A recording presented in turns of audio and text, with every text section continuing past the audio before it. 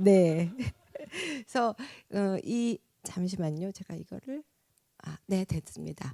그래서 커뮤니티 웰스 빌딩이 왜 필요한가라는 아마 질문에 대해서 다들 저마다 하나씩의 답은 갖고 계실 거라고 생각합니다. 누구는 이제 커뮤니티에 중점을 두실 것이고 공동체, 누구는 이 부에 방점을 둘 수도 있고, 또 누구는 이걸 어떻게 빌딩하느냐, 개인이 어떤 자신의 부를 막 열심히 소득을 얻고 돈을 버는 것을 넘어서서 공동체가 부를 같이 구축한다는 건 어떤 의미인가, 아마 각자 방점을 두는 부분이 좀 다를 거라고 생각을 합니다. 하지만 이제 저희의 한국의 현실 속에서 보았을 때 이 커뮤니티가 의미하는 바는 대부분 도시에도 커뮤니티가 있긴 하지만 지역 공동체에 더 많이 포커스가 되어 있습니다. 왜 그러냐?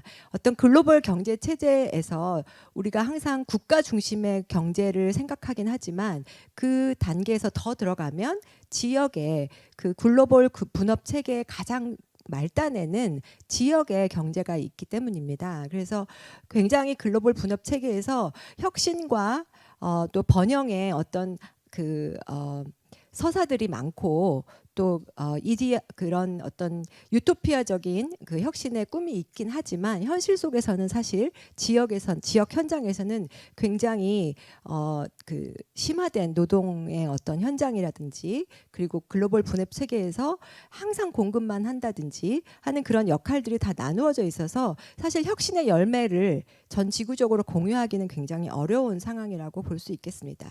또 우리나라의 한국의 현실 같은 경우는 아마 굉장히 현실적으로 맞닥뜨리고 계시는 부분일 텐데 굉장히 수도권 집중이 점점 심화되고 있고 또 집값에 뭐 요동치는 집값이라든지 지역은 자꾸 소멸한다라고, 사실 소멸이라는 단어가 적절하지 않다라는 여러 지적들이 있긴 합니다만 어쨌든 그런 위기의식들이 굉장히 높아지고 있는 상태고, 한쪽은 굉장히 과밀화되고 있고 한쪽은 어찌 보면 좀 활력을 잃어가는, 소멸이라기보다는 활력을 잃어가고 어떤 발전이나 그 활력의 동력을 찾기가 굉장히 어려워지고 있는 것이 현실입니다.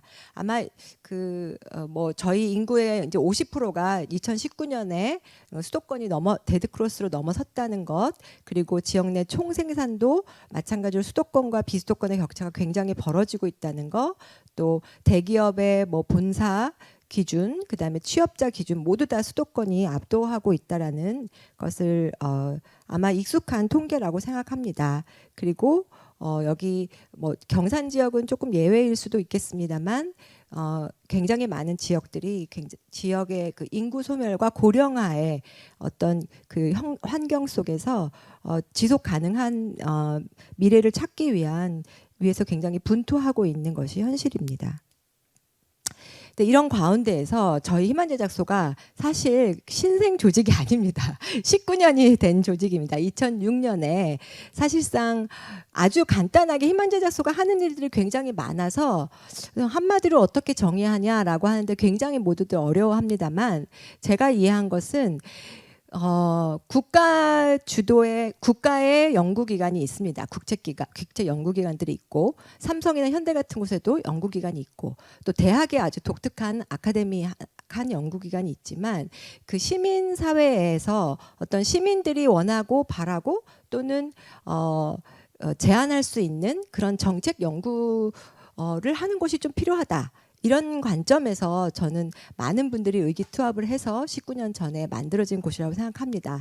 그래서 그 방법은 그러면 어떻게 할 거냐? 너희들이 박사학위가 있어? 아니면 방법론을 훈련을 받았어?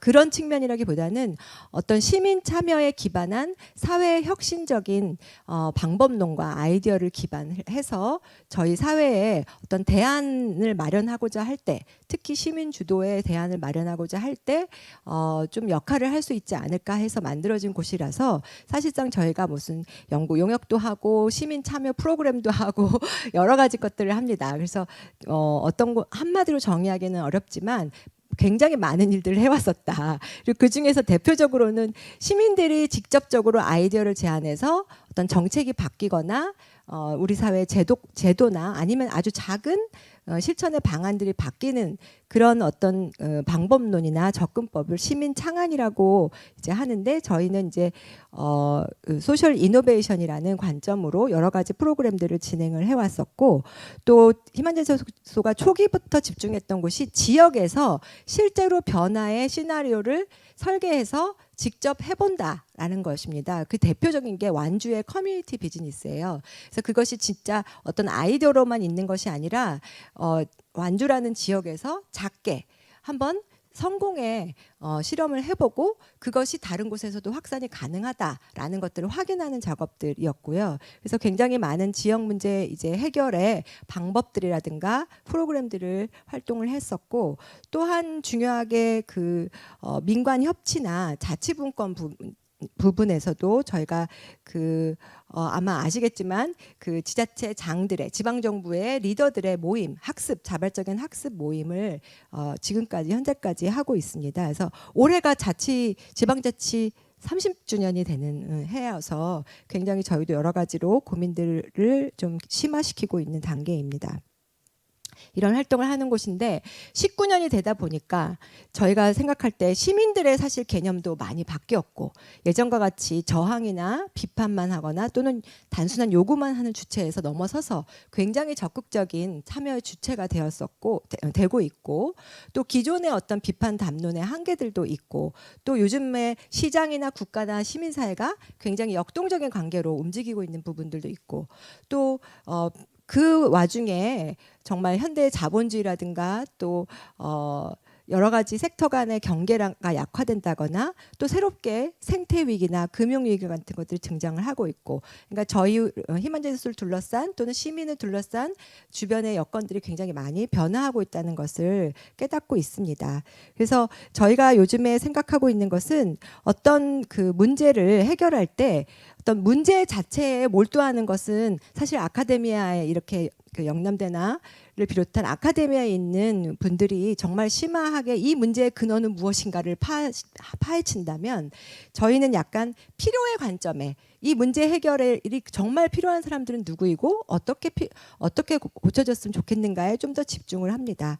그래서 그 니즈에 좀 더 집중을 하는 활동 방식을 사회혁신이라고 보았고, 저희가 19년 동안 했던 것을 한마디로 한국의 사회혁신 활동이다 라고 할 수 있겠고, 그것을 이제 비판적으로 성찰을 해본 것이 재작년이라고 생각합니다. 그래서 그 이후에 그렇다면 이 비판적인 성찰을 통해서 우리가 발견했던 여러 지점들이 있는데, 그중에 한 가지는 변화의 전략과 지역 현장의 모델이 역시 필요하다라고 하는 것인데, 그것은 19년 전의 문제와는 또 다를 것이다 라고 생각한 것이고, 바로 오늘 저희가 맞닥뜨린 문제는 공동체 기반의 어떤 지역 혁신과 현장에서의 어떤 효능감, 그리고 사회혁신 방법론을 어느 정도 응용하고 받아들일 수 있는 방법론으로서 이런 어떤 모델을, 변화의 이론을 찾기 시작했고, 그렇게 해서 만난 것이 커뮤니티 웰스 빌딩입니다. 좀 서론이 길었는데요.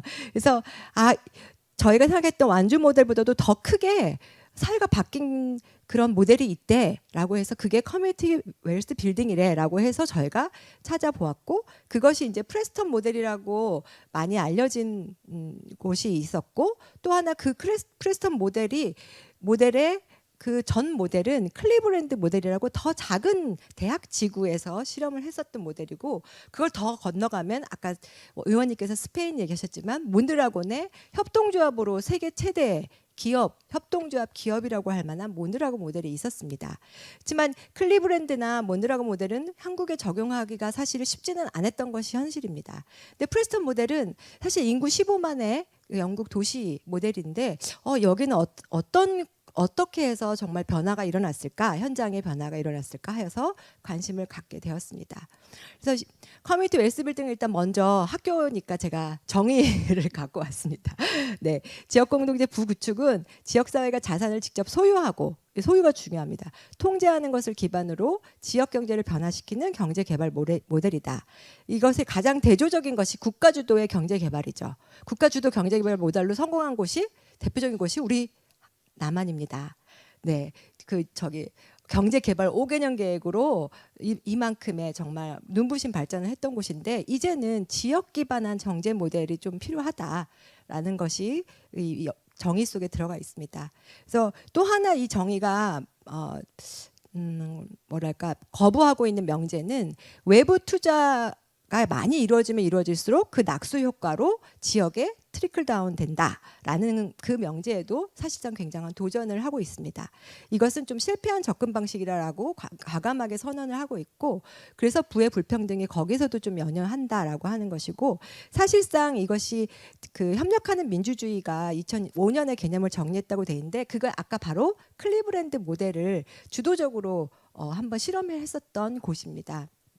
그래서 이들이 뭐 진보적 조달이나 그래서 그 토지 신탁이나 노동자 협동조합이나 공공은행 같은 요소들을 다 모았는데 그건 사실 이론을 먼저 만들었다기보다는 그 모델에서 작동됐던 요소들을 보면서 이제 끌어냈던 것이기 때문에 만약에 우리 한국적인 모델을 만들었을 때 이 요소들 말고 또 하나가 더 들어갈 수도 있고 뭐 2개가 더 들어갈 수 있겠죠.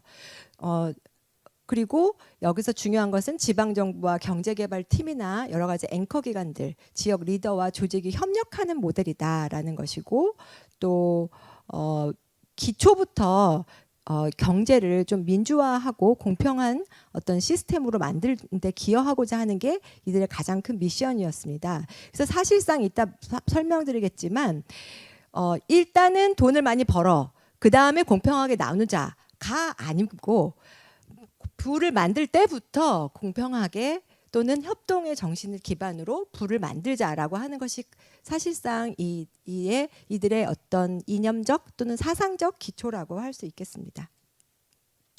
그래서 우리나라에도 근데 이런 접근이 없었느냐? 그렇지 않습니다. 이미 일본에서도 사실 내생적 발전론이라고 해서 그 외부에 의존하지 않고 내부에서 발전의 동력을 찾는 그런 이론들이 뭐 경제적 이론들이 있었고요. 사실 우리나라도 기본적으로 전통적인 발전론의 한계들을 사실상 예를 들면 낙수 효과에 대한 회의적인 관점이라든지 또 불평등이나 주민 삶의 질이 사실상 우리나라는 부자가 되는데 주민 삶의 질은 그렇게 나아지는 것 같지 않다 이런 문제의식들이 있었고 그래서 내생적 지역 발전론이 사실상 대두되고 있었던 것은 사실입니다. 그래서 그 일본에서의 어떤 그 신내생적 정확히 말하면 신내생적 지역 발전론을 현실의 모델로 만든 것이 지역 순환 경제라는 용어입니다. 그래서 뭐 인천대에 계신 양준호 교수님을 비롯한 그 연구 그룹들이 좀 일찍이부터 연구를 해왔었던 부분이고 커뮤니티 웰스 빌딩은 이 지역 순환 경제 체제를 만드는데 한 방법론으로 이해되기도 하고 또 어떤 분은 커뮤니티 웰스 빌딩을 더 크게 놓고 보고 지역순환 경제는 좀 그 안에 들어가는 하위의 방법론으로 보시기도 합니다. 그래서 저희가 이제 그 사회혁신 이후에 해답을 찾기 위해서 이렇게 유럽을 다녔었다. 여기가 이제 가운데 있는 사진이 프레스턴 네, 의회 여기는 의원 내각제이기 때문에 행정부의 사무실이 이제 이렇게 사무실을 방문하겠다 했더니 이렇게 의회로 이제 방문을 했었던 것이고 이제 여러 지자체 단체장들과 이런 모델을 공부하기 위해서 이제 갔었고 저희가 2024년에 국제 포럼을 개최를 합니다. 그 프레스턴의 의장이자 뭐 시의회 의장이었던 매튜 브라운과 그 닐 맥킬로이라고 스코틀랜드의 커뮤니티 웰스 빌딩 모델을 설계했던 설계자 2분을 모시고 저희가 국제 포럼을 진행을 했었습니다.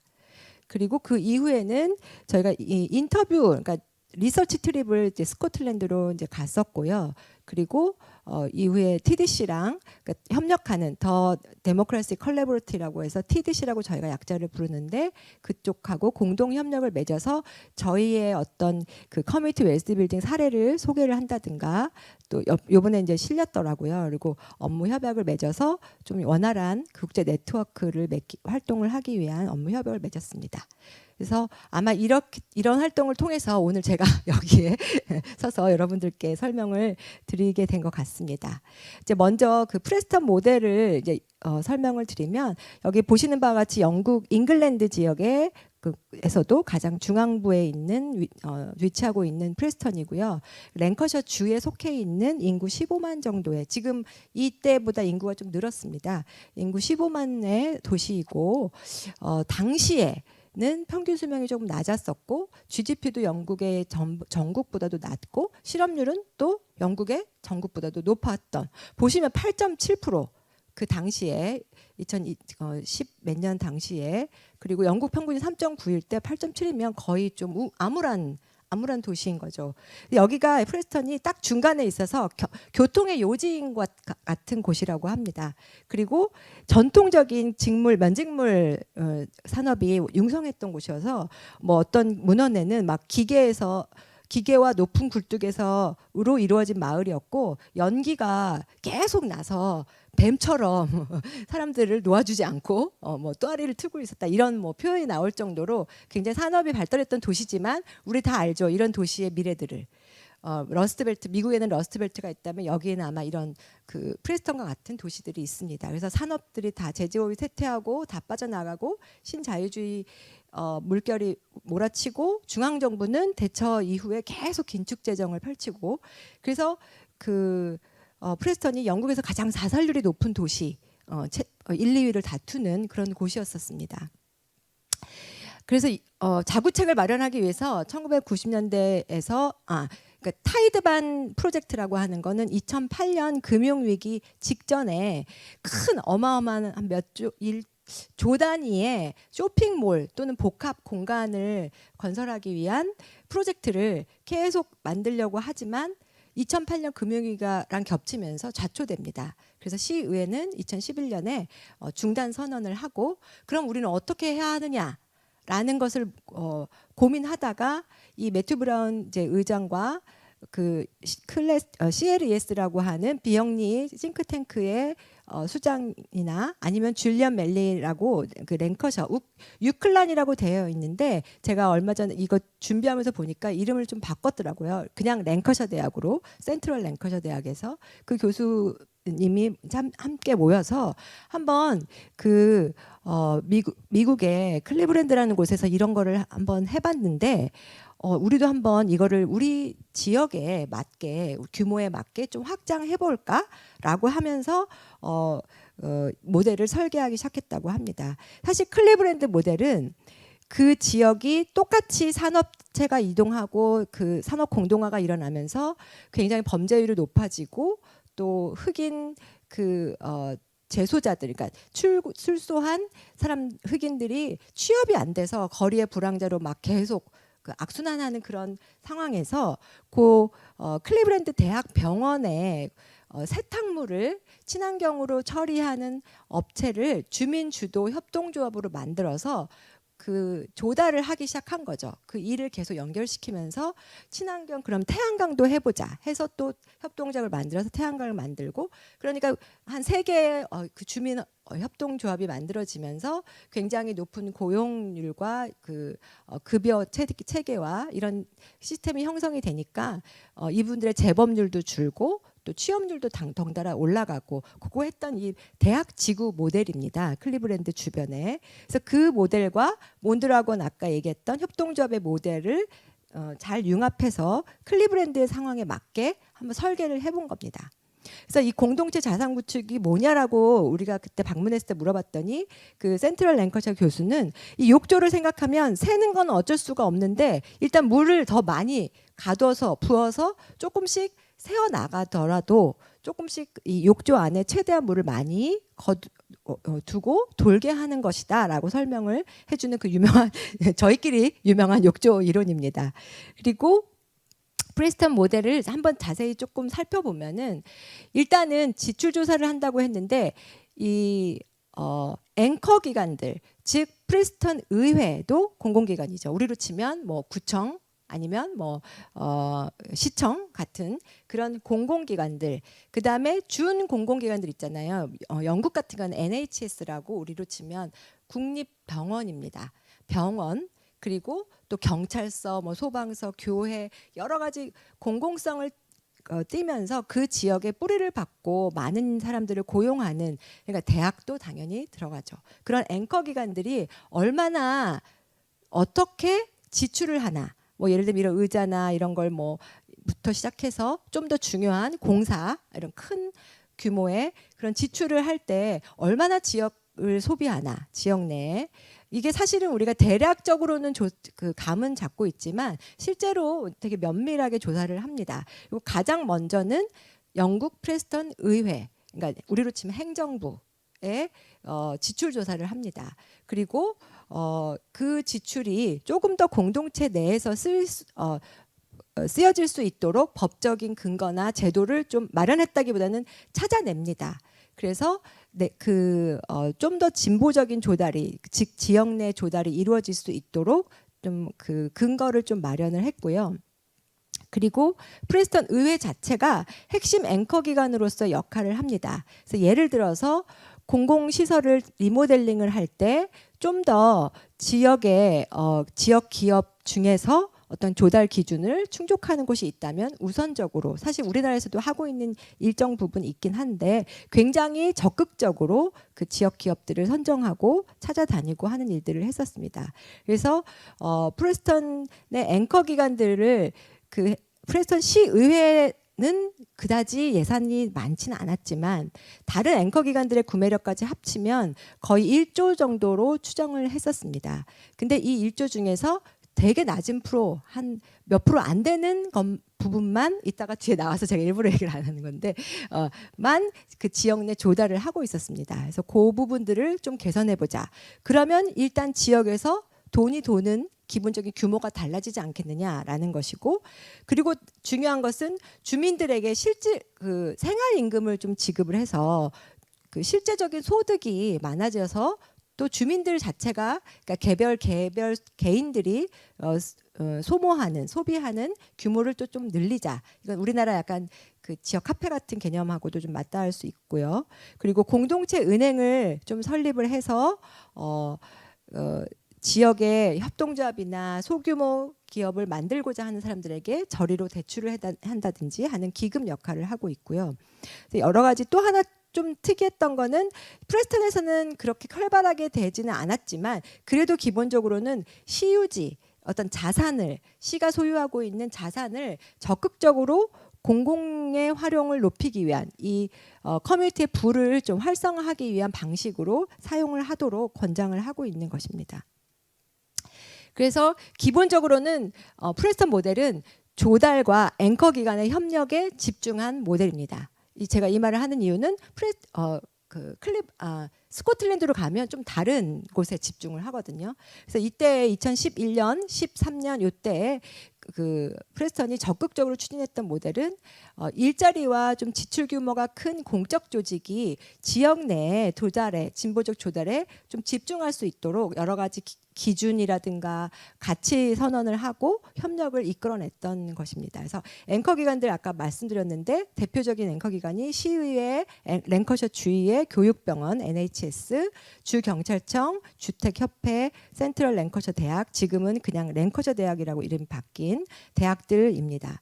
그래서 예를 들면 변화 사례가 있다면, 예를 들면 센트럴 랭커셔 대학이 당시 해외 캠퍼스 건립을 추진하고 있었는데 그것 대신에 지역에 기반한 협동조합 교육센터를 설립하는 것으로 바꾸고, 뭐 10만 파운드 이상을 계약한다라고 했을 때 지속가능성 영향평가를 좀 하는 방식으로 바뀌었다고 합니다. 그리고 랭커셔 교육병원 같은 경우도 그 사회적 가치 추진단이나 프레임워크 같은 기준을 만들어서 자신들이 얼마나 지역 내에 사람과 환경과 장소에 좀 더 이득이 되는 조달을 하고 있는지를 좀 자체 점검하는 그런 역할을 했다라고 합니다. 그래서 저희가 방문했던 곳들인데, 이 기본적으로 사회주택은 사실 영국에서는 좀 영국보다는 빈에서 굉장히 많이 전통적으로 추진되었던 영역인데, 이 프레스턴에서 매튜 브라운 의장이 작은 규모의 사회주택을 이 커뮤니티 웰스 빌딩 모델과 연관해서 지었던 지었던 사례를 소개를 해줬고, 마지막에 이 레이튼 스트리트 트래블러 사이트는 굉장히 흥미로운 것은 이 모바일 집이라고 하나요? 이동 집. 근데 이들은 사실상 보헤미안 그 혈통에 가까운 사람들입니다. 그래서 계속 그 이동집을 타고 다니는 사람들이 어느 한 그 지역에 이렇게 모여서 정착을 하기 시작했는데, 그 지역이 땅이 시소유지였어요. 반절 정도가 시소유지고 반은 뭐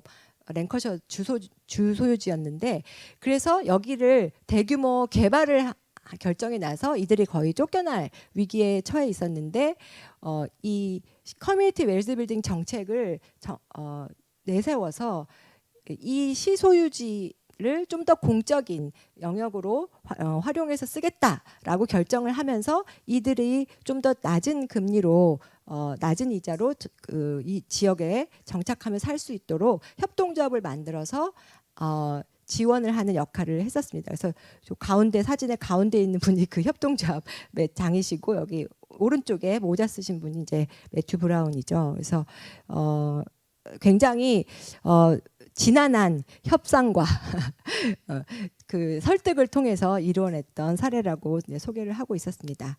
자, 프레스턴 모델의 그리고 가장 큰 차이점은 엄청나게 자신들의 그 정책에 대해서 조사하고 정리하고 성과들을 보여주고 있었습니다. 그러니까 정책 트래킹을 굉장히 꼼꼼하게 잘하고 있었어요. 그래서 예를 들면 이게 숫자가 좀 잘못됐는데, 2013년 당시 프레스턴에서는 아까 제가 얘기했던 지역 조달 구매율이 5%였거든요. 그래서 2016년에 또는 17년 그 회계년도 때는 18%로 늘어났습니다. 그러면 아무래도 좀 지역에 소비되는 부분이 훨씬 많아졌겠죠.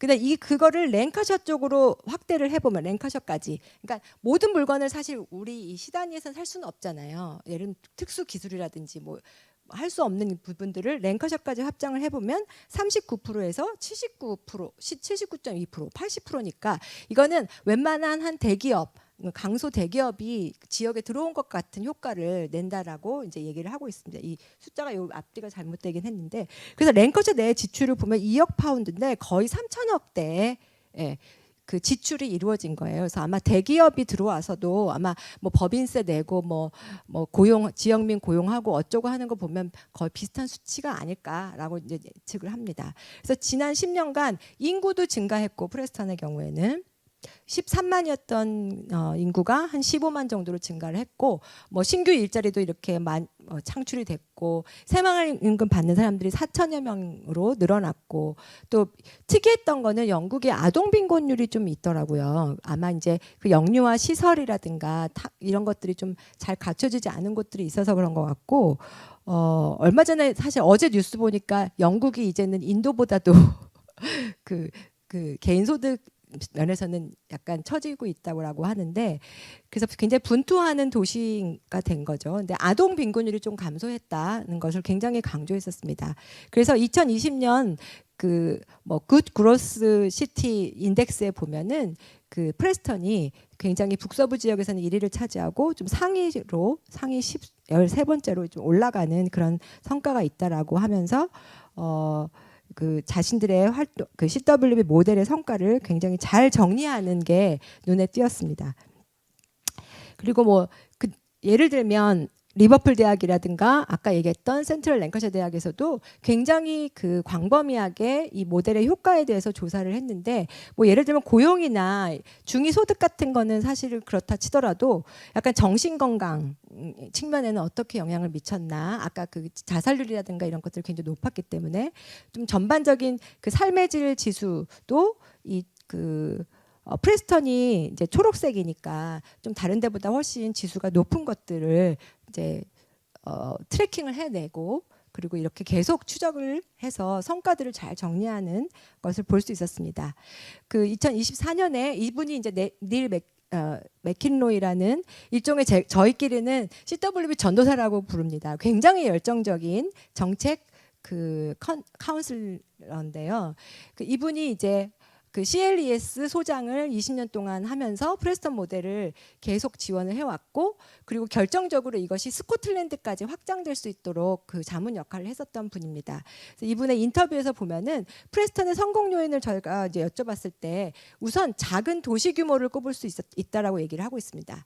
그 영국에서는 처음에 CWB를 한번 시도 모델을 어디다 적용을 해보면 좋을까 했을 때 뭐 벨파스트나 뭐 다른 그 큰 도시를 좀 염두에 뒀었는데, 프레스턴은 그에 비하면 굉장히 소도시라고 할 수 있었고, 그래서 조금 더 과감하게 테스트 베드처럼 한번 시도해 볼 수 있었다라고 하고, 두 번째로는 지역의 대학교가 3개나 아까 보셨지만 대학교와 전문대 또 주택협회나 이런 앵커 기관들이 많이 포진해 있었다고 합니다. 아마 교통의 요지였었던 그런 그 역사적인 맥락이 있을 것 같고요. 그래서 그 앵커 기관들의 조달 지출이 2012년 당시에 굉장히 5% 정도밖에 안 됐다고 합니다. 그 지역 내에서 지출하는 비율이. 근데 아까 18% 정도로 늘어났다고 했죠. 그래서 이렇게 낮은 것은 굉장히 암울하기도 했지만, 또 이런 모델을 설계하는 입장에서는 빠르게 성공을 할 수 있겠다. 빈 곳이 어디인지 알겠다라는 이제 그런 그 효과성을 좀 입증할 수 있기에 좋은 모델이라고 생각을 했다고 합니다. 제가 지나갔죠. 그래서 이 프레스턴에서 2016년, 17년에 좋은 결과가 나오고 나서 영국의 다른 도시에서도 관심을 갖게 됐는데요. 그러니까 그 중에서도 가장 먼저 관심을 보인 곳이 제가 이따가 얘기할 노스 에어셔라는 지역입니다. 스코틀랜드 지역이고, 사실 우리는 들어본 적 없잖아요.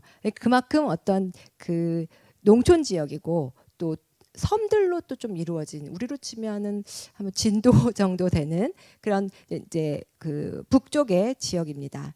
그리고 이 노스 에어셔가 가장 먼저 닐 맥킨로이 씨한테 와서 해보고 싶다, 우리도 한번 해보고 싶다라고 했었고, 그때 그 열정을 보인 곳이 그 조 컬러닌이라는, 제가 이름은 조 컬러닌은 저기 노동당 당수인 것 같고요.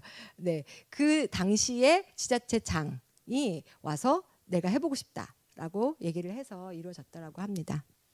근데 노스 에어셔나 스코틀랜드에 적용을 하려다 보니 아까 얘기했던 조달과 앵커 기관의 협력 중심의 모델에서 다른 요소들은 없을까 공부를 하기 시작했고, 그래서 5개의 기둥을 고안을 합니다. 5개의 기둥은 사실은 별거 아닙니다. 자본, 토지, 노동이 우리 경제의 3요소잖아요. 그 요소들이 사실은 지역의 부를 이루는 요소들이 된다고 가정하면서 5개의 기둥을, 그래서 공정한 노동, 진보적 조달, 토지와 자산의 공정한 이용, 지역 금융, 그리고 민주적인 기업이라는 5개의 기둥이 도출되었다고 합니다. 그래서 5개의 기둥 요소는 이렇게 정리를 할 수 있고, 사실상 우리가 다 아는 요소들입니다. 그래서 그것이 우리에게 어떤 가능성을 주기도 하고, 크게 새로운 게 없어 보이기도 하고, 여러 가지 양면의 감정을 느끼게 하는데요. 이것을 그러니까 어떻게 활용하냐에 따라서 지역의 최대한 그 자산과 부를 가둘 수 있는 그 무기가 될 수도 있고, 또 빠져나가게 하는 요소가 될 수도 있는 것입니다. 그래서 각각의 그 요소들을 정리한 것은 제가 참고하라고 이렇게 일단은 다 리스트를 좀 해봤고요. 이게 이제 영국 맥락에서 요소들이 있기 때문에 사실상 우리나라에는 어떤 게 해당이 될까라고 이제 한번 생각을 해보시면 좋을 것 같고, 여기 기본소득도 사실상 있습니다. 지금 이재명 정부 하에서 굉장히 강력하게 추진되고 있는 기본소득도 있고, 뭐 공공은행은 아직 우리나라는 좀 요원한 일이긴 하지만 공공은행도 있고, 또 금융의 측면에서는 여러 가지 그 사회적 기업 지구화라든가 이런 좀 새로운 아이디어도 있을 수 있겠습니다. 그래서 한번 이거는 쭉 보시면 될 것 같고, 그래서 이제 스코틀랜드로 이제 넘어가려고 합니다. 그래서 그 프레스턴에서의 성공에 좀 자극을 받은 스코틀랜드 지역에서는 어떤 또 새로운 방식으로 적용이 됐는지 한번 살펴보도록 하겠습니다. 여기 지도에서 보시는 바와 같이 스코틀랜드는 북쪽이고, 사실상 그 영화 프리덤하고 외치는 그 영화 있잖아요. 제가 제목은 생각이 안 나는데. 네, 브레이브하트의 무대가 됐고 굉장히 잔인하게 사실 그 스코틀랜드 민족을 좀 탄압하는 그게 맥락 영화의 맥락인데 그래서 약간 변방으로 취급이 되어 왔죠. 그 잉글랜드에 비해서. 그래서 사실상 스코틀랜드가 굉장히 많은 뭐 투어 그 여행지의 그 목적지가 되기도 합니다만 사실상 열악한 경제 구조와 그 격차감 그 불평등 구조에서 이렇게 불만들이 굉장히 많은 상황입니다. 그리고 경제 성장률이 영국 전체 또는 잉글랜드 또는 그리고 아니면 OECD 평균보다도 항상 낮은 걸 기록해왔고 잠시 저 표를 보시면 잠시 높기도 했지만 평균적으로 봤을 때는 항상 좀 낮은 상태였고 브렉시트 이후에는 조금 더 그 폭이 커지고 있고 또 1인당 GDP나 뭐 가구당 자산 같은 측면에서도 잉글랜드와 상당히 격차를 보이고 있습니다. 그리고 아까 보시면 아마 잉글랜드 가장 잘 사는 곳하고 격차 스코틀랜드와의 격차는 좀 굉장히 많이 나는 편입니다. 그래서 스코틀랜드 하면 여러분 다 아시다시피 위스키, 에론 무슨 위스키 여러 가지 위스키 산업이 있지만 위스키 산업이 대표적으로 지역에 부를 남기지 못하고 항상 유출되는 산업으로 꼽았고 또 하나는 석유가스 산업이라고 합니다. 대자본 중심의 석유가스 산업이었고 그래서 대형 산업 위주의 경제소득 유출이 좀 많이 있다라고 스코틀랜드에서는 평가를 하고 있고요. 완전히 인구가 소멸하고 있다라고 할 수는 없지만 인구 감소 지역이 꽤 넓게 분포가 되어 있고 특히 스코틀랜드는 이렇게 개발되지 않은 빈 그런 바닷가의 그 영토들이 굉장히 많다라고 합니다. 그리고 특이한 것은 스코틀랜드는 자치정부이기 때문에 자신들의 어떤 발전 전략, 특히 경제 발전 전략을 스스로 세우는데 그것 가장 최근에 대표적인 것이 웰빙 이코노미라고 합니다. 이것을 이제 우리가 뭐 그냥 웰빙 경제로 할지 복리 경제로 할지 아마 GPT한테 물어보면 포용 경제라고 제일 많이 답할 겁니다. 저도 여러 번 넣어봤는데, 그러니까 그만큼 뭐 여러 가지 복합적인 의미이긴 한데 약간 GDP 넘어서 국민의 삶과 행복을 좀 높이는 데 초점이 있고 이 웰빙 이코노미도 아까 제가 얘기했던 좀 성장부터 공평하게라는 개념에 좀 더 가깝다라고 할 수 있겠습니다. 그리고 이 웰빙 경제 체제 목표가 국가의 가장 큰 목표 중에 하나였기 때문에 커뮤니티 웰스 빌딩은 굉장히 좀 우호적으로 적용될 수 있던 측면이 있다라고 할 수 있겠습니다. 특히 이제 코로나19 팬데믹을 거치면서 좀 지역 경제나 지역 공동체가 왜 고립을 경험하면서 지역 안에서 좀 자족적으로 되지 않으면 굉장히 불안해지는 요소들이 있었잖아요. 왜냐하면 국경을 넘거나 경계를 넘기 어려웠기 때문에.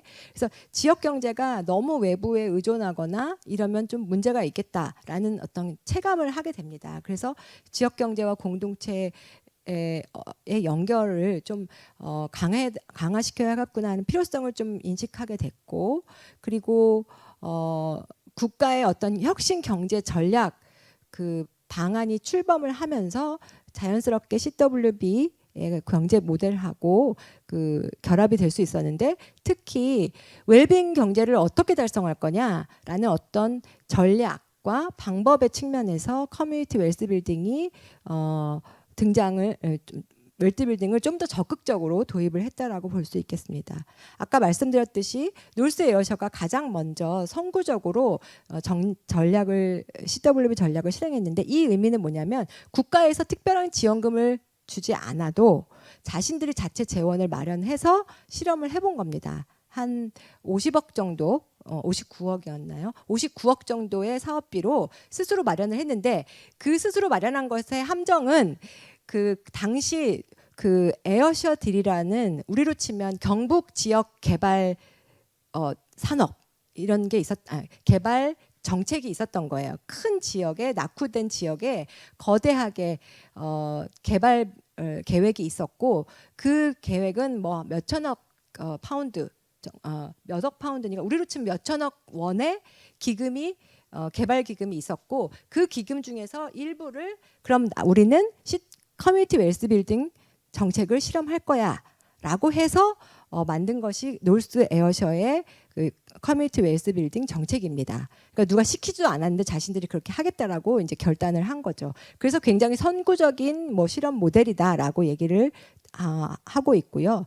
그에 따라서 놀스 에어셔에서도 긍정적인 성과가 나오니까 스코틀랜드 자치정부에서 그럼 5개의 시범 지역을 정해서 커뮤니티 웰스 빌딩 정책을 실험해보자 라고 해서 5개 시범 지역이 맞춤형, 자신들에 맞는 맞춤형 전략을 구축할 수 있도록 지원을 합니다. 그리고 이 5개 시범 지역의 결과가 어느 정도 안정화되자 자치정부 내에, 스코틀랜드 자치정부 내에 오타가 있네요. 커뮤니티 웰스 빌딩 장관을 두고 그 모델을 기반으로 해서 모델 시범 지역 사업의 결과를 기반으로 해서 법안을 제출합니다. 2024년 3월에 의회 법안을 제출을 했고 2025년의 결과를 아마 2025년 말에 아마 그 결과가 나온다고 하는데 여러 가지 이제 그 히어링 프로세스가 기다리고 있다라고 합니다. 그래서 그 프레스턴은 한 지역에서 모델을 성공했다면 스코틀랜드는 열정적으로 먼저 받아들인 놀스 에어셔라는 곳을 기반으로 5개 시범 지역에서 자치정부 전체의 법안으로까지 확장이 됐다라는 발전 그 어떤 그 스케일을 보실 수 있을 거라고 생각합니다. 그래서 이 6개인 거죠. 지금 5개 앞에가 시범 사업 지역이고 놀스 에어셔가 그보다 먼저 선구적으로 이제 도입을 했었던 곳입니다. 그래서 각 클락 마난셔라는 곳은 굉장히 인구 5만 조금 넘는 아주 작은 도시인데 그래도 굉장히 열심히 그 지역의 앵커 기관들과 조달과 자신들의 그 향토 기업이라고 있어요. 유리 공장 같은 어떤 전통적인 향토 기업과의 아주 긴밀한 협업을 이루어내고 있고 또 파이프라는 곳은 금융과 이런 것들에 좀 더 포커스를 맞춰서 진행을 하고 있었던 곳이고 글래스고 시티 지역이 굉장히 특이합니다. 여기 그러니까 예를 들면 클락마난셔 파이프, 스코틀랜드 남부, 웨스턴 아일즈, 놀스 에어셔까지 거의 약간 그 농촌과 해안가 지역이라고 한다면 글래스고 시티는 굉장히 큰 도시죠. 제2의 아마 에딘버러 다음으로 큰 도시로 제가 알고 있는데 이 글래스고 시티 지역은 이렇게 표현한 이유가 글래스고라는 한 도시만이 아니라 그 인근의 8개 지자체가 같이 작은 지자체들이 연합을 해서 우리가 이 지역 단위로 권역 단위로 한번 해볼 거야라고 시도를 한 곳입니다.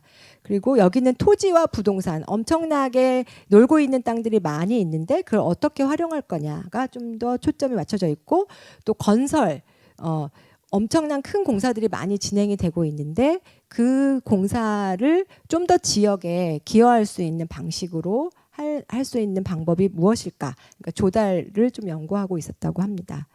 그리고 특이한 것을 특징은 뭐냐면 각 지역마다 자신들이 핵심으로 하고 있는 기둥들은 조금씩 다릅니다. 심지어 놀스 에어셔 같은 곳은 좀 일찍부터 시작을 했기 때문에 5개의 기둥 모두가 골고루 자신들의 목표가 있고 심지어 6번째 기둥도 추가합니다.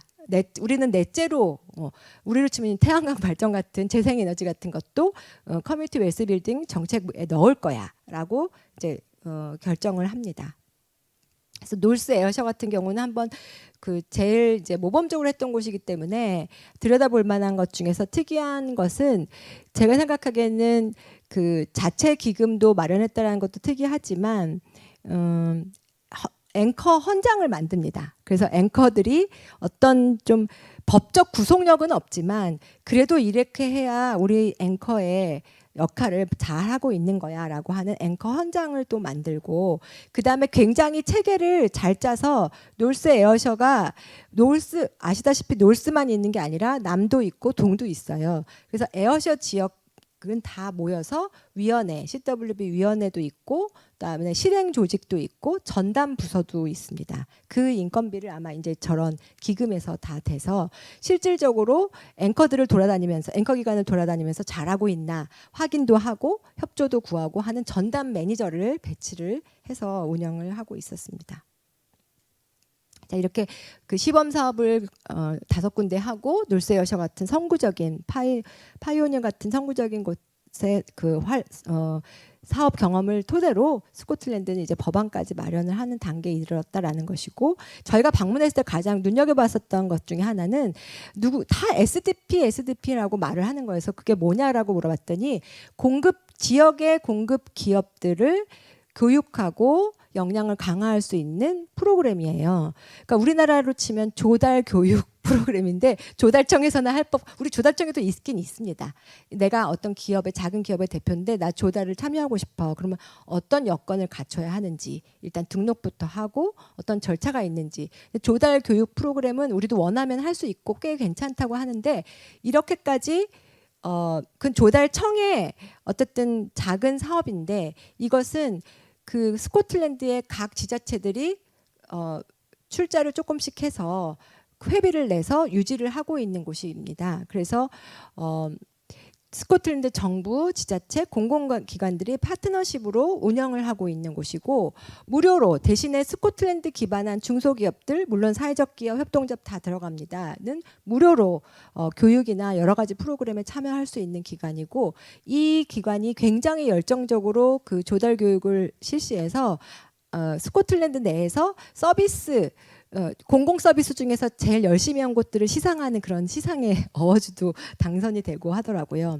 그래서 이들은 기본적으로는 우리 기관의 활동이 커뮤니티 웰스 빌딩에 기여하고 있다라는 인식을 명확하게 하고 있습니다. 그래서 자신들이 어떤 목표로 어떤 미션을 가지고 이런 지원 활동을 하는지를 명확히 인식을 하고 있다는 점이 되게 인상적이었었고, 그리고 멤버십도 되게 체계적이었던 게 코어 멤버, 제휴회원, 기업회원 등이 있어서 그들이 조금씩 운영의 비용들을 부담을 하면서 교육이 이루어지고 있었고, 이 프로그램에서 특이했던 것은 미터 바이어라고 해서 내가 이제 경산 지역에 있는데 경산 지역에 어떤 조달 그 용역 계약이 예정되어 있는지를 우리도 사실은 들어가서 찾아보면 볼 수 있는데, 여기는 한 발 더 나아가서 그런 공사 예정 그러니까 티어 1이라고 하는데 큰 공사를 맡은 곳이 하청을 지역의 하청업자들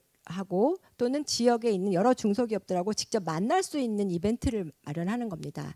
그렇게 해서 내가 어떻게 하면 하청의 체인 안에 들어갈 수 있는지, 또는 심지어는 내가 어떻게 해서 그런 어떤 큰 조달을 공급하는 공급자의 연속 체인 안에 들어갈 수 있는지를 또 만나서 확인하고, 또 일정은 언제쯤이 되는지 이런 것들을 확인할 수 있는 그런 큰 이벤트를 지역마다 열기도 하고 또 전국적으로 열기도 하고 있었습니다. 그래서 이제 한번 정리를 해본다면 시사점은 어떤 것일까라고 한번 정리를 해보았는데요. 아까 말씀드렸듯이 클리브랜드 모델이 시의 대학지구에서 출발을 했다면, 프레스턴은 시와 앵커 기관의 지역 조달에 방점을 둔 모델이고, 스코틀랜드는 국가 물론 자치정부긴 하지만 국가 경제 전략 내에 포함되어서 추진되고 있었다라는 것이 좀 그 CW 모델의 진화 과정이 아닐까라고 생각합니다. 그리고 한국적 모델에 대해서는 사실 굉장히 지금 저희도 과제이고 여러 곳에서 질문을 받고 있는데, 가만히 들여다보면 아까 5가지 기둥의 요소들을 보시면 저희에게도 CWB의 그 내부의 요소가 될 만한 활동이 없었던 것은 아닙니다. 뭐 아까 말했듯이 기본소득도 있었고 생활임금도 사실 저희 실질 생활임금 제도도 있고 여러 가지 그다음에 공공조달에서 사회가치 조달도 있고 여러 가지 요소들은 다 있는데, 그것이 지역을 딱 중심으로 하는 지역 경제 전략으로까지 인식되거나 접근되지는 못했던 것 같습니다. 특히 우리나라 같이 국가주도 경제 전략에 의해서 성장을 해왔던 나라는 사실 지자체장님들은 우리가 경제 전략을 짜야 한다고 자신의 일이라고 생각하지 않으십니다.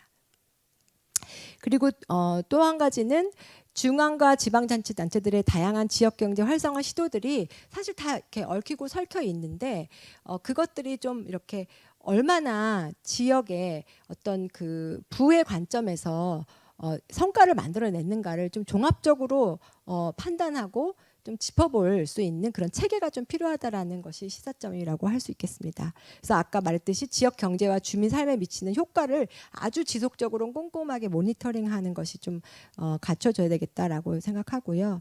또 아까 말씀드렸던 좀 지역의 리더십과 그 협력적인 거버넌스가 가장 핵심적인 요인이라고 할 수 있겠고, 또 아까 SDP와 같은 것처럼 중소기업, 협동조합, 사회적 기업들이 정말로 조달 시장에서 진정한 공급자의 역할을 할 수 있도록 역량이 좀 강화돼야 된다. 그리고 그것을 위해서 많은 체계적인 지원이 필요하다라고 생각합니다. 그리고 스코틀랜드처럼 시범 지역의 어떤 접근법도 저희가 눈여겨볼 만하고, 그다음에 인근 지역 연계, 아까 그 글래스고 시티 주변과 8개 지자체가 합쳐서 아주 조금 규모 있게 한번 실험을 해보는 그런 모델도 생각해 볼 수가 있겠습니다. 저희가 그래서 경북의 북부권이 이제 좀 그 후보가 될 수 있지 않을까 하는 고민도 좀 하고 있습니다.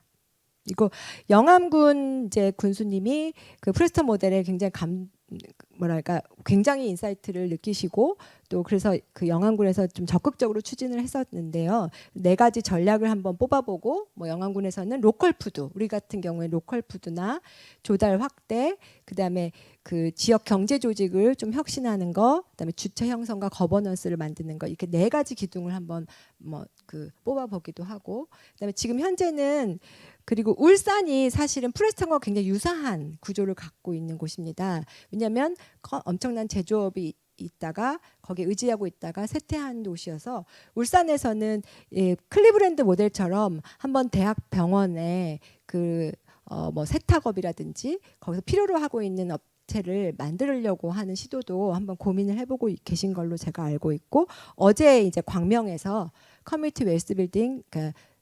광명시형으로는 지역 자산화, 지역 공동체 자산화 구축 모델로.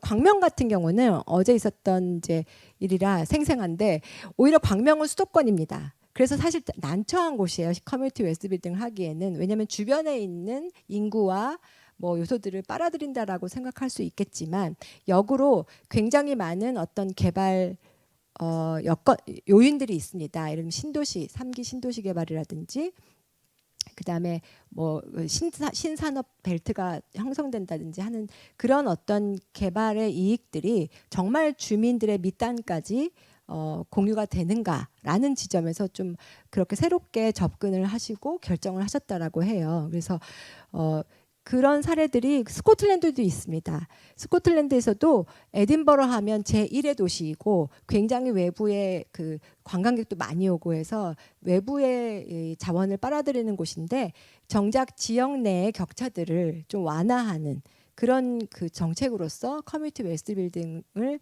도입했다라고 합니다. 그래서 광명의 사례도 도시형 모델로 한번 관심을 갖고 주목을 해볼 만한 곳이고요. 현재 관심을 갖고 계신 곳들은 부여군도 관심을 갖고 계시고, 대구도 물론 굉장한 관심을 갖고 계십니다. 대구는 사회적 경제 주체들의 어떤 그 판로나 공급자로서의 역할들이 굉장히 준비가 되어 있고, 그리고 민간 협력 구도가 굉장히 잘 갖춰져 있기 때문에 한번 커뮤니티 웨스트 빌딩 모델에 입각해서 좀 더 큰 모델을 한번 시도를 해보려고 하고 있는 것으로 알고 있습니다.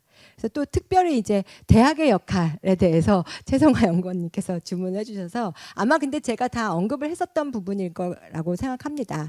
대학 자체가 먼저 가장 큰 앵커 기관입니다. 그래서 유클란은 이제 이름이 유니버시티 오브 랭커셔로 바뀌긴 했는데, 예를 들면 이제 해외 캠퍼스 추진만이 유일한 어떤 확장의 모델이냐, 지역을 한번 놓고 봤을 때 지역 앵커로서 어떤 역할을 해야 되느냐, 그리고 대학이 굉장히 유리한 것은 협동조합 대학이라든지 어떤 교육의 역할을 담당할 수 있고, 아까 제가 생각하기에는 그 트래킹 효과의 어떤 측정이나 그런 그 체계적인 관리, 성과 관리의 측면에서 대학의 역할이 많이 있다라고 생각합니다. 그리고 직접 고용하는 고용주로서 내가 어떤 정말 생활임금이라든지 또 지역민을 최대한 고용할 만큼 하고 있는지에 대한 그 점검을 할 수 있는 주체이기도 하고요. 그래서 제가 영남대 그 재정 현황을 한번 들여다봤는데요. 운영비 총액이 이제 3,200억 정도 되는데 여기에는 물론 교직원 급여까지 다 포함되어 있는 겁니다. 그렇기 때문에 그것을 다 지출 또는 조달 영역이라고 할 수는 없겠지만 그래도 꽤 큰 규모의 조달력을 가진 기관인 것은 분명합니다. 그리고 아까 말씀드렸듯이 연구 조직으로서 굉장히 커뮤니티 웰스 빌딩 모델에 기여할 수 있는 측면들이 많이 있다. 특히 연구의 특성상 측정과 어떤 변화를 좀 모니터링할 수 있는 체계적인 틀을 만들고 한번 실행하는데 역할을 하실 수 있을 거라고 생각을 하고, 당연히 어떤 뭐 오늘과 같은 한번 커뮤니티 웰스 빌딩의 의미나 를 짚어보고 이것이 왜 필요한지, 우리 사회에서 어떤 역할을 할 것인지에 대한 담론의 형성도 당연히 역할을 하실 수 있을 거라고 생각하고요. 그리고 협동조합 교육이나 그 사회적 경제에 필요한 어떤 교육적인 역할을 할 수 있을 거라고 생각합니다. 그래서 프레스턴 모델 같은 경우는 굉장히 그 프레스턴 모델 생태계에서 핵심적인 역할을 했었고요. 또 하나의 역할은 저희가 이번에 연수 때 발견한 건데, 글래스고 대학의 바이러스 커뮤니티 허브처럼 여기는 공중보건 학과이기 때문에 그 퍼블릭 헬스에 대한 그 자신들의 정체성, 그 연구 정체성 때문에라도 커뮤니티 연결이 좀 필수적이었었던 곳입니다. 그래서 그 주민 참여 다학제 간 열린 연구를 한다든가, 공간 자체 1층을 아예 주민들이에게 대여나 자유롭게 와서 할 수 있도록 한다든가 하는 그런 열린 공간으로서 지역 커뮤니티의 이웃으로서 역할을 하고 있기도 했습니다. 그래서 이게 바이러스 커뮤니티 허브 홈페이지 가면 보실 수 있는데, 건물이 굉장히 근데 예쁘고 이름도 그 클라리스 무슨 재단의 이름을 따서 건물 자체가 이제 새로 지어진 신축 건물인데, 아마 글래스고 이 동네를 굉장히 사랑하셨던 엄마의 이름을 새 아들이 이제 따가지고 대학에 이 기증을 한 거죠. 이 건물을 만들 수 있는 기금을 이제 만든 거고, 그래서 그 1층이 이제 커뮤니티한테 완전히 개방된 공간이고, 나머지는 다 연구 강의실이기도 하고 연구실이기도 했습니다. 근데 그 공중보건학이라는 그 학문의 특성상 주민들의 건강에 대한 여러 가지 정보들을 이렇게 공유하고 나누는 장치들을 많이 하고 있었고, 좀 특이했던 것은 그 글래스고 지역에 건강 정보 있죠. 이렇게 예를 들면 치매에 걸리신 분이 몇 명이고, 뭐 어떤 그 건강이 안 좋으신 분이 이런 특징이 있다라고 하는 정보들을 주민들의 동의를 얻어서 이렇게 통계로 이렇게 1층 안쪽에다가 이렇게 되게 그 그래픽적인 요소를 넣어가지고 공지를 하고 있는데, 주민들이 막상 싫어할 줄 알았더니 또 의외로 그 한눈에 자신들의 어떤 공중보건의 상태를, 자신들 지역의 상태를 볼 수 있어서 동의를 흔쾌히 했다라고 하시더라고요. 그래서 아마 그런 데이터를 주민들과 공유하는 방식 자체도 되게 다양하게 추구를 하고 있는 것으로 보였고요. 그리고 마지막으로 이제 프레스턴 모델 생태계에서 생태계를 한마디로 좀 정리를 한다면, 공급망, 그다음에 일자리, 소득 증대를 노동자 협동조합을 통해서 추구하는 모델이라고 할 수 있는데, 그 안에서 센트럴 랭커셔 대학이 이제 그야말로 이 거점 역할을 하고 있었죠. 그래서 시의회가 모든 것을 다 할 수는 없기 때문에 이런 이제 협동조합을 많이 만들어내야 될 거 아닙니까? 심지어 이 여성들이 만든 만다린 요가 협동조합, 여기를 엄청 그 프레스턴 의장이 자랑스러워하던데, 여러 가지 이제 협동조합을 만들고, 물론 다 잘 되는 것은 아니겠지만 시도하는 과정 속에서 센트럴 랭커셔 대학이 굉장한 그 교육센터와 그다음에 네트워크 역할을 했다라고 이제 설명을 강조하고 있었고요. 그걸 한번 시각화해서 표현을 한다면, 프레스턴 시의 이 생태계에서 그 여러 가지 앵커 기관이 있지만 대학의 역할, 그리고 그 협동조합 교육 기관의 역할들이 곳곳에 이렇게 배치되어 있다라는 것을 보실 수 있습니다. 그래서 그 커뮤니티 웨스트 빌딩 모델과 대학은 사실상 굉장히 긴밀한 그 협력 체계를 구축하는 양 주체로 역할을 할 수 있다라고 볼 수 있고, 제가 어저께 포럼에 갔을 때 커뮤니티와 경제 소장님께서 이제 대구에서는 굉장히 이제 일찍이 사회적 경제 모델들이 사회적 경제의 협력 체계, 민간 협력 체계를 구축하기 위한 노력을 해 오셨고, 그 당시 이제 상상하셨던 그림들이고 그 구조들인데, 거기에 보면은 그 지역 대학이 굉장히 중요한 역할을 하고 있었다는 것을 제가 확인을 하고 여기다가 이제 가져왔어요. 그래가지고 한번 확인을 해보시면 대학의 역할이 이 사회 연대 경제 체제를 구축하는 데 있어서 거기를 그 지평을 확장하는 데 있어서도 큰 역할을 하지만, 그것이 좀 더 한 단계 발전한 정책, 커뮤니티 웰스 빌딩 정책에서도 중요한 역할을 하고 있다라는 것을 확인하실 수 있을 것 같습니다. 그래서